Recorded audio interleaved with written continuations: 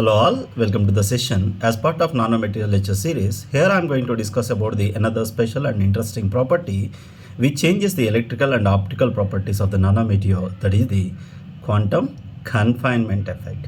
Here the word is very interesting. Here the quantum is related to the microscopic level dimension related word, and the confinement is nothing but restriction, or it is not allowing to grow.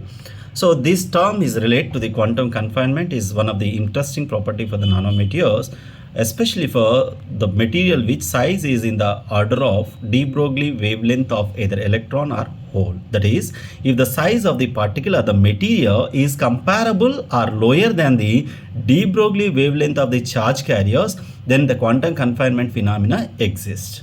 In general, the quantum confinement exists in case of materials like zero-dimensional material, that are also called as quantum dots, one-dimensional material like a quantum wire, and two-dimensional materials like a quantum well or the sheets.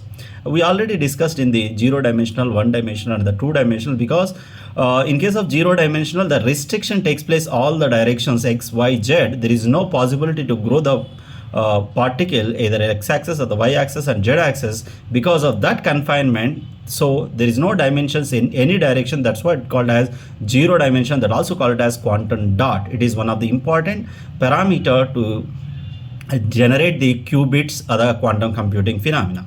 Similarly, one dimensional means there is two kinds of restriction takes place. Two dimensionally it is confined, and only one direction it is freely movable. That's what it's called as one dimensional. In case of two dimensional, two directions it can easily freely movable, and one direction it is confinement. So here, in case of quantum confinement, once the quantum confinement is arises in the material, so electrons or the particles are arranged in a discrete level, as like electrons arranged in discrete in a particular atom.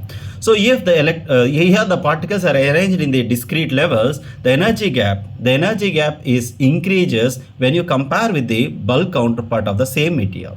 So energy gap, we already measured the energy E according to the particle in one-dimensional box in quantum mechanics. E equivalents to n square phi square h cut square by 2 ml square. Here all other parameters are constant except L value. L is nothing but length of the box. Here the L is confined, that is reduced. So energy is inversely proportional to the square of the L. Then obviously if the L is lower, energy gap value is increases. That change in the energy gap for the nanomaterials changes the electrical properties and the optical property. That is nothing but blue shift takes place in case of reducing the size as compared to the bulk material. Energy is increases and the wavelength is decreases. So this is one of the like interesting property for the applications in case of photovoltaics and photonics, LEDs displays, sensors, energy materials, etc. I hope it clarify the second and important property of nanomaterials. So here a small recap. If the size of the particles are comparable to the particles or the materials are comparable to the de Broglie wavelength of the charge carriers, the quantum confinement phenomena arises in that particular material.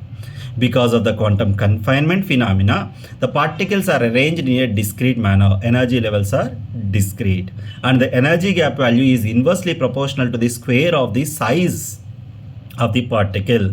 Because of this, once the size is reduced or the decreasing, energy band gap value is increases. That changes the electrical properties of the nanomaterials and electrical properties of the nanomaterials. Because of this special nature, this grabs the attention of different fields, including the LEDs display and energy materials and the sensors, etc. Thank you.